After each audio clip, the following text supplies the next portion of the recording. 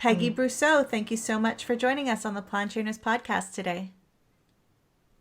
I'm delighted to be here. Thanks for asking me. We're happy to have you here as well, and we'd love to know if you have a moment of gratitude to share.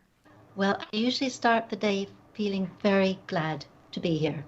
I'm glad for my family, and I'm glad for life, really, the whole shebang, because even if it's unpleasant at times, I feel that I'm learning a lot. So I'm very grateful to be here.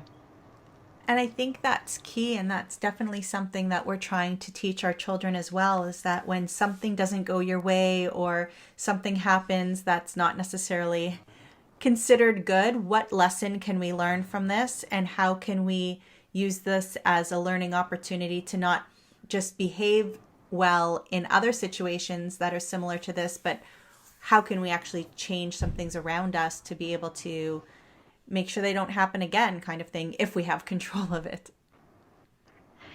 Yeah, that's a sticky number, isn't it?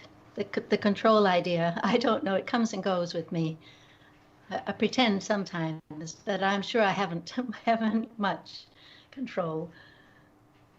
Yeah, It feels well, more like it's all given to us, and it's, as you say, it's how we accept it, how we take it.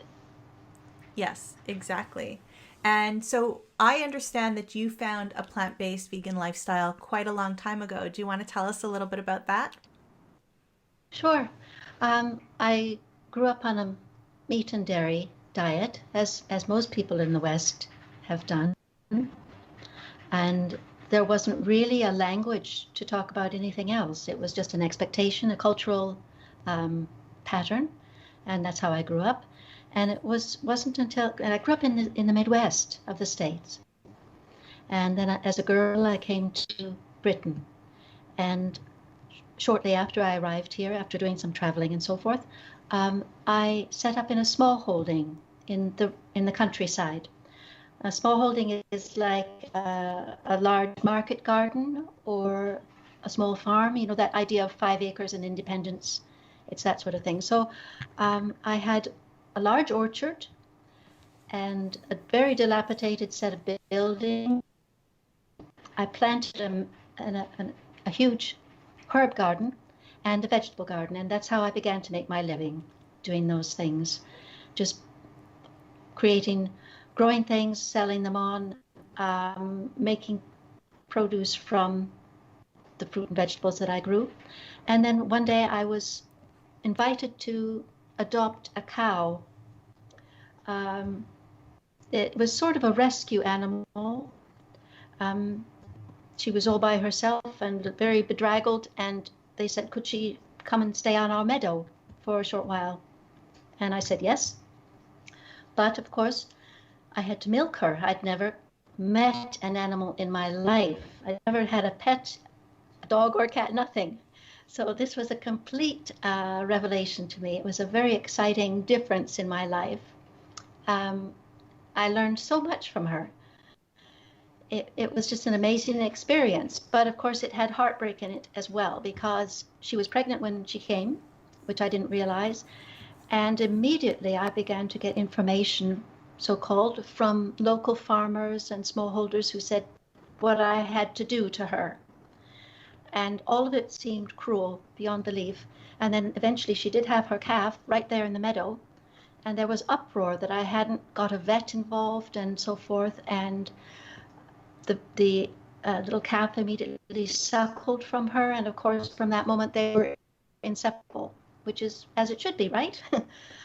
For me, it just opened everything up. I, for the first time, made a very profound connection between animal-based foods and the living animal, and that probably sounds deeply naive, and probably was, but as an experience, it was very authentic. It was total, and so I didn't obey what the farmers around me were saying. I didn't castrate the little calf. I didn't dehorn him. He continued to be with his mother for a very long time, and then, of course, the whole thing blew apart, and I left smallholding. But from that time, I was vegetarian. And I still had a long way to go, but I was on my way, I felt. And I went through from that point every single type of pre-vegan thinking that I think there is. I had to think through every single stage. I had to think through fish. I had to think through chicken. I had to think through the dairy industry itself. And by that time, I was married. I'd moved to London with my husband. And when we met, we were both vegetarian. And that was very fortunate because then we were able to change to a vegan diet together. And that's unusual, I think, but also, as I say, very fortunate. A few years later, we were expecting our first child and made the decision to raise our children with a vegan diet because that's what we were doing. It didn't seem to make sense to raise them on a so-called normal diet when we couldn't uphold it ourselves. And so that's what we did. And that has been very successful. We have two very wonderful, clever, very strong and healthy vegan sons. So we're pleased with that. Well, and that was 30 something years ago, I must tell you, that whole story. So I've been vegan just over almost 35 years. I'd love to know, for someone who's gone vegan 30 years ago, how it was for you in a social environment, because we get that question so often. For us, we transitioned 10 years ago and it was difficult. But now, these days, it's a lot easier. It's much more widely accepted. There are many more options around us. So I'd like to know what it was like socially and how you've adjusted and adapted to that over the years. Okay. It was very, very different. I think it's never been easier than it is at the moment. But at that time, well, for instance, if we wanted to go out for a meal, we were told by the restaurants we had to give them 2 weeks' notice for them to cook us a vegan meal, which is bizarre. But people would say, vegan, what's that? Sometimes we would say we're from the planet Vega because it made us feel so alien to be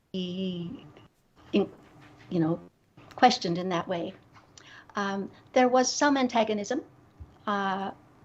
Some people construed it as a very kooky diet and a sort of extremist diet. And of course, then there was the whole medical world that treated it as dangerous. And what that did for us, and again, this is the flip side of any negativity, was show us we had to investigate this for ourselves. And so we became very, very familiar with how to read medical and scientific papers on the effects of diet. And that, again, was a really exciting development for me, especially because I had not done much of that in the past. And to slowly unpick the preconceptions that people have about a plant-based diet and to discover actually what was good about it rather than the worries and concerns that people kept throwing in our path.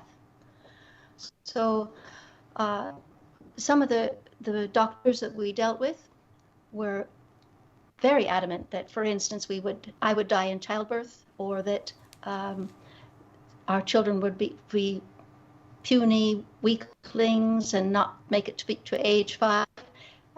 But we investigated things very carefully, and we were very careful in providing food that we thought was the most nutritious and supplied the ingredients necessary to make our children thrive at each of their age stages. And that's beautifully said. So when they were younger, let's say, preteens and before that, what were some of the foods that you made sure that they got on a regular basis? Because I would assume that you were making everything from scratch. I don't even know if tofu was a thing. Yes. Well, I have been familiar with tofu for a very long time. I'm glad for that. Yes, I do make things from scratch, and I really enjoy that because then I know what's going into the food, to the meal, to the dish. And I find that, I'm just going to divert a little bit for a moment here and just say that I find that cooking from scratch like that, for me, it grounds me. It makes me really calm and centered. And you know how it is with family life. Sometimes it's just off the scale chaotic, even if it's happy. And what cooking has always done for me is just to anchor me a little bit and deal with the aroma and the textures and colors of the food that I'm preparing. So I've always enjoyed that, and I've tried to create a very loving atmosphere in that process. And so as to what favorite foods there were, gosh, that's going to be a long list, because in fact the recipes in the book are family favorites. One I do recall that one in particular was the simple red lentil dal, and that is just quite a spicy sauce to have over rice or other vegetables. Very simple to make, very quick to make. You could make it in the morning, as I tend to do, and then have it for lunchtime, and serve it always with greens. So I've been quite a staunch supporter of green food, some with every meal if possible, and that includes sea vegetables, so that all the lovely minerals that are contained in green foods and some of the vitamins are passed on a regular basis, 2-3 times a day. That's great. It's definitely good to remember to always have your greens, and greens are even something that people can have for breakfast. So Yes. Think about those collard greens and sweet potatoes, and sometimes I'll put greens into my oatmeal. So you can definitely get the greens in every single meal. No excuses. I see you're onto it already. Yes. You mentioned the book, and we should say the title. It's The Contented Vegan Recipes and Philosophies from a Family Kitchen, just so the people know that we're talking about the book that you wrote that has tons of recipes, but also has a bit of philosophy in there. And one of the things we wanted to know a little bit more about was that 20/80 rule that you talked about in the book. So maybe you could let us in on that and share that with our audience. Okay. Sure. Well, I've sort of, I've come through raising a family and really wanted to share. Over the years, a lot of people have approached me and asked me questions about how do you do it, or I have a health problem to solve. Would your diet maybe make a difference? Things like that. So I really wanted to share this with others, but also to make it easy for them. And when this book first kind of came onto the table, I wanted to treat it as a toolkit for people who were just thinking about trying a plant-based diet, and for people who made some inroads perhaps, but were a little bit uncomfortable or felt lack of confidence.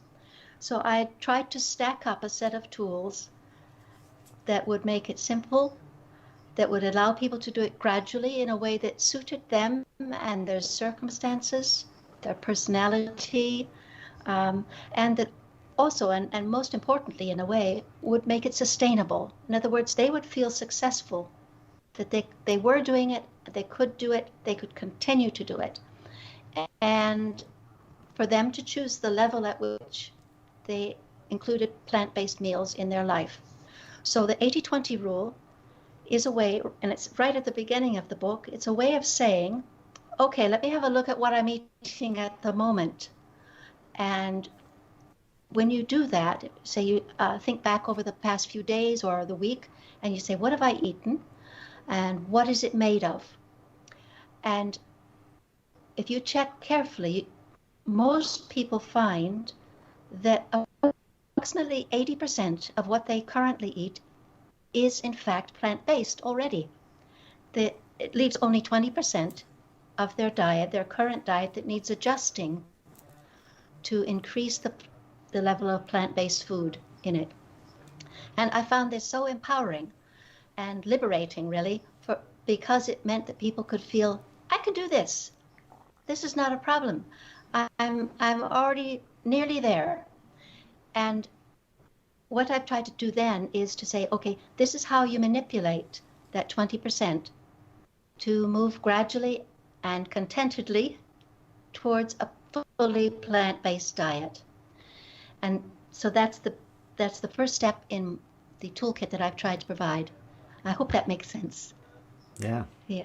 It definitely does. And I think that that gives a lot of people hope out there, where if they want to become plant-based, or if their partner or spouse is plant-based and they're not willing to go there, to notice how much is already plant-based already, and then either make the adjustment or make the peace offering with the other person as well, to say, That's okay, it, we're yes. actually going to eat 80% the same, and I'll worry about my 20%. And people are numbers people, right? We understand numbers. So I really like Yes, how yeah. you've put Yes. that out there. And another thing that you're kind of known for is helping people not become the white bread and jam vegan, right? Helping them make sure that they're not just having, those white pantry staples. So talk to us a little bit about that.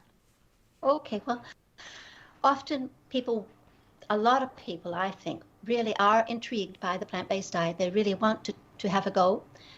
People have health problems, or they're worried about something that might develop as a health problem, and they want to move in that direction. Plus, they hear about the environment, and they understand that what they choose to eat really does make a difference so people have this underlying interest, I think. But what I want to get across is that it's not good enough just to say no to animal-based products, because when one does that, the tendency is to eat white bread and jam. And I've nothing against either of those foods. It's a way of saying that people move on to things that are clearly plant-based, but maybe they're not healthy. Maybe they're not giving us much nutrient. But people don't know what to do next. So to take the next stage in the toolkit, I've said, well, instead of that, you can build your own diet. And what I did is I first quoted Hippocrates way back in the 6th century BC. He said, let food be your medicine and medicine be your food. And he lived simply. He was a physician. He recommended to his patients, his fellows, to eat simply and to use the whole foods that were grown local to them to support their good health. And that if they ever became a little bit ill, to use those same foods to bring it back again. And this is a foundation of good health. If we eat well, and by that it means eat nutritiously. And to find nutrients means we have to take care and select foods that provide them. And I'm afraid that this is a really big issue these days, because our foods are not as nutritious as they used to be, apparently, 50 or so years ago. And so many of the foods we have available to us are highly processed. And so what nutrients there were in the original whole foods have been greatly diminished by the processing, the active processing. So I've tried to build in to this next set of the toolkit little guidance for how to retain nutrients and build a diet that's very, very nutritious, so that your health is boosted or made optimal, and also to prevent you becoming a white bread and jam vegan. And what I've done there is mention the 4 cornerstones to good health. And those are eat a variety of plant-based foods that are whole, locally or organically grown if possible, and in season if possible. So the 4 words there are variety, whole, organic or local, and in season. And this provides a framework or a foundation for the most nutritious diet we can manage. That's as good as it gets. And if we can take the 80-20 rule, and again just nudge ourselves into working really hard with 20% of our diet to build that nutritious quality into it, as well as emphasizing plant-based, then we're really going to notice a difference in our own well-being. There's one, of course, we're mostly familiar with the list of nutrients, the vitamins and minerals that we're supposed to have each day. There's another element to that, and that it's called phytochemicals, which phyto means plant, and chemicals are just these substances in plants. They're not in animal-based foods, they're only in plants. And what they do is they enhance the nutritional quality or value of the nutrients we consume. So I find this very exciting. There are at least 10,000 of these. Some of them don't have names yet, but they're really, a lot of people are studying them now to find out exactly what's going on with them. So these this is this part of the toolkit that helps people, I hope, to avoid becoming white bread and jam vegans. Do you have any other more specific steps that people can take to make sure that they're preserving the nutrients or absorbing as much nutrients as possible when they're eating? Well, mind how you cook things. I mean, eat as much food raw as possible, because then you get also the enzymes, and also eat as much fresh food as possible. That's why I've encouraged this local idea and in season, because when you work with those foods, you can pretty much get them the day of harvesting or the day after harvesting. And this is when nutrient quality is at its peak. As time passes, nutrient quality and value diminishes. So it's quite important to get them fresh. As far as preparing the foods, raw when you can, whole, of course, but then also careful with your cooking techniques. So for instance, we use a steam basket to lightly steam our greens, and they retain this lovely bright green color. They're hot and a little bit tender, but that's it. And that also preserves as much of the nutrient value of the greens as possible. Similarly with grains, often we soak them overnight, and that helps them to, it begins a sprouting process. Now, we don't notice the sprouting because that would take a couple more days to notice, but the grain notices the sprouting. And it's not obvious at all physically, but there's a change in the nature of the food. So again, the enzymes start to kick in, and that food is much more wholesome for us. And it's much more easily digestible, so we get more benefit from that food. That's right. Yes. Yeah. It's so yes. easy. We Go ahead. Go ahead, darling. Well, I was just going to mention fermented foods. We have, as much as possible, include foods that benefit the gut. So that the gut is a sort of garden. If we view it in that way, most of us don't. We shy away from even talking about it. But if we can consider it as a little garden, that not only does it look after what passes through us, but it also provides for us. There are nutrients that the gut actually grows for us or produces for us. And I find that fermented foods, to some extent, really enhance that process. So I'm talking about unpasteurized miso, or some pickles, sauerkraut that's homemade, that sort of thing. Yeah, I was saying that it's so easy these days for people to become a junk food vegan, and that's what you're alluding to with the white bread and jam. And we want to keep it as simple as possible. And by having a variety of these plant-based foods and eating as locally and in season as possible, it really is important and will benefit the person who's consuming those foods. And it sounds like a lot of work, and it might be difficult for some people. So I'm wondering if at this point you could maybe share like a really easy recipe for people listening to make. Like, is there something super simple? Let's simplify things for those beginners that are listening. Okay. Well, I must say that most of them are really simple because, again, in family life, you're pushed for time. And so it's important to be able to move quickly and get things done that satisfy people and are healthy. But, okay, for instance, scrambled tofu is a very, very simple, quick meal that I think can be made in 10 or 15 minutes. It just takes an onion, some spices and herbs, and maybe a few other vegetables if you've got them. It's versatile, so it's almost you can't go wrong with it. There's a recipe I really like, if you don't mind me saying, which I made. It's a dry mix called the quick patty cake mix, and it's just dried ingredients, which I then rehydrate, and that was very important at a certain phase, especially when our sons were quite boisterous, and it was hard for me. It was hard for me to have 5 minutes without having to go do something else.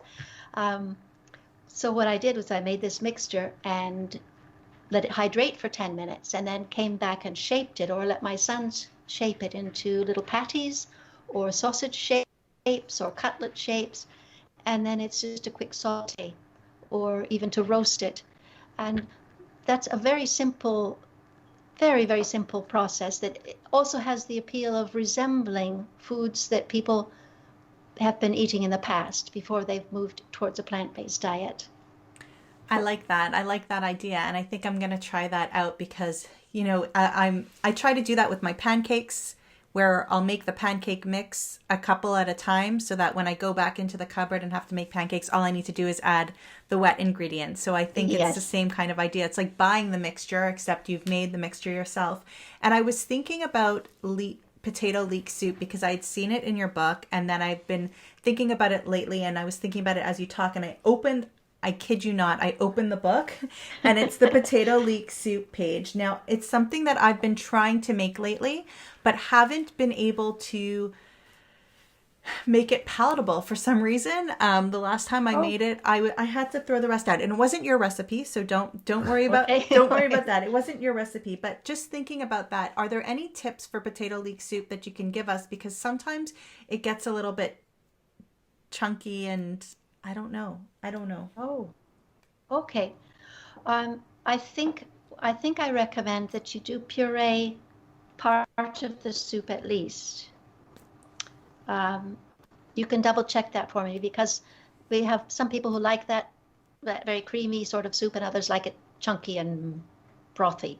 But what I recommend for any soup actually is, my secret ingredient is double the quantity of onions that you ever think anyone will want, because they give this base, this deep flavor to the background. And you can even just saute the onions until they're virtually caramelized, and then puree them with the broth if you like, and then continue cooking the soup. To me, that really enriches the whole soup experience. But I hope you'll find that my recipe is a success for you, because it is a family favorite. We're just coming to the end of sort of winter soup season here. I've got a few more up my sleeve, but and then we get on to the spring and summer soups, which are a bit lighter, like sorrel soup or even nettle soup. But the leek and potato is a very wintry. It has a lot of fond memories for me, because I think I put in the introduction to it that I was certain I could see my sons growing after they had a bowl of it. Yes. So I'm definitely going to try substantial. it. I think one of the things that I had done wrong is put some soy milk into it to cream it up. But your soup doesn't have any coconut milk or soy milk whatsoever, so it just gets creamy on its own. Yes. Well, as I say, I have one of these little hand blenders. Do you know what I mean? Yeah, the immersion blender. Yeah. Yeah. And so sometimes I do and sometimes I don't, but I puree part of the soup and then add the chunky bits back in, and that can give it that lovely creamy background. Peggy, do you have an all-time favorite recipe of yours that you really enjoy making, but you absolutely love eating? Oh, at the moment, it's the tempeh lettuce and tomato sandwich. It's it's like a vegan version of a BLT. I've called it the TLT. I'm just mad about tempeh at the moment because it is one of those fermented foods for a start. It's very easy to digest. It's brilliantly fun to make. I've only just started to make it myself. My sons found a source for the little culture that you use to make it, and I've been making it every week ever since. And the culture comes from a company in Scotland here called Temptation. It's an Indonesian food, and I'm just mad about it. So that is my all-time favorite at the moment. But second to that is the penne with seasonal greens. Penne is just that little sort of tubular pasta. Right. And seasonal greens change almost week by week. So I find that a very, very satisfying dish that I can make year-round. So that's my second favorite. Great. We really do appreciate that. And the philosophy that you have towards nutrition is very similar to ours. So thank you for sharing that and for sharing all your recipes and this great book, The Contented Vegan Recipes and Philosophy from a Family Kitchen. Peggy, if people want to reach out or check out more of your work, where would you like them to go? Well, the easiest thing is my website, which is PeggyBrusseau.com. I also have an Instagram page, the same name, Peggy Brusseau, and I try and show pictures of what I'm cooking most days, not every day, but most days. Beautiful. Thank you so much. And we're going to link to that at the show notes at planttrainers.com. Peggy, thank you so much for all that you're doing for the last 30 years for the plant-based and vegan community, for this beautiful book, and for spending time with us and our listeners here today. Thank you, Peggy. Thank you both. Thanks for having me, and good luck, and take care. Well.